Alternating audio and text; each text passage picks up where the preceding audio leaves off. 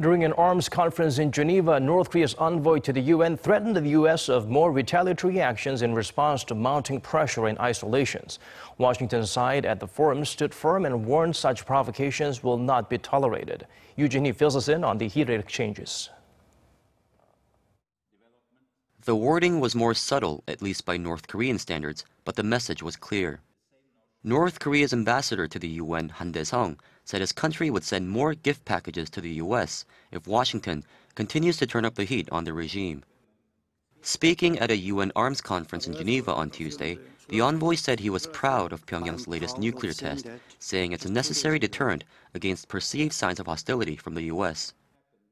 The recent self-defensive measures by my country, DPRK, are a gift package addressed to none other than the U.S.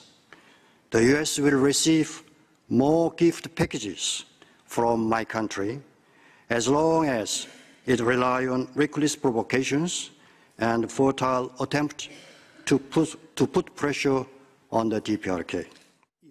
Han stood defiant despite the wave of condemnation and growing isolation being faced by the regime, saying pressure and sanctions would be a futile and wasted effort in deterring his country.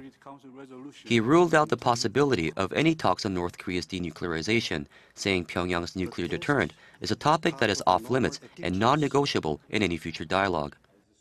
Washington's ambassador to the UN, Robert Wood, responded by saying the regime's nuclear and missile programs were a threat to the entire world. He said North Korea can no longer be allowed to continue its violation of international law and that it was time for the global community to put its foot down once and for all. Now is the time to say to the regime that provocations, threats, and destabilizing actions will no longer be tolerated.